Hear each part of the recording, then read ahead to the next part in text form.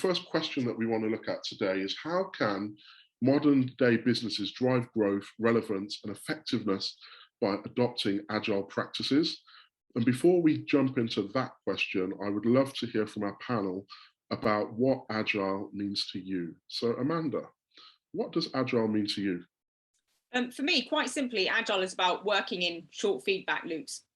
So when you're talking about speed, it's the speed of that short feedback loop. How quickly can we get feedback? And the reason you want that fast feedback is you want to be able to learn and validate. It's a method to continually course correct. Are we investing our time, effort in the right places? Are we going to get return on investment? If we're not, then we need to change direction. We need to be able to pivot. So basically, working in short feedback loops means greater return on investment, more bang for your buck.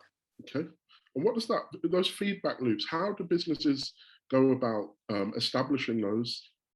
So the first thing is, you mentioned on the previous slide, this idea of being goal oriented, making sure you've got clear defined. So what is it we're actually trying to achieve? Because obviously, if you're working in a short feedback loop, the question you're asking yourself is, this is my goal. Am I on track to meet that goal? Because if I'm not, then I want to course correct. If you've not set a goal, you've got nothing to course correct against. So if you're just sort of blindly delivering output with no real clear idea of what that output's going to achieve, you've got nothing to validate against and nothing to course correct against. And I think one of the fundamental differences between agile and the sort of more traditional project management approach is where traditional project management really managed the risk of being on time and on budget. It didn't really manage the risk of, once you've delivered something, do your customers actually want it?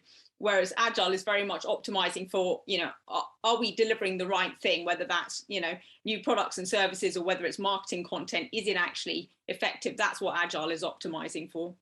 Excellent. So agile is all about working in these feedback loops and shortening the length of those feedback loops. And then I suppose agile is all about programs then versus traditional campaigns.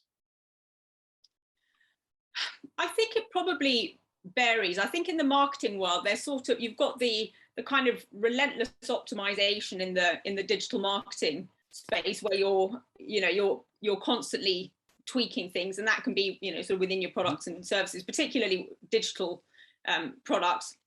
Looking at things like landing page optimization for example, that's something you can kind of tweak forever. But there's also how you manage campaigns and how you develop campaigns. And I think there's also something around taking what you learn from your digital marketing activity, the sort of, the messaging, the language, the products and services people are responding to.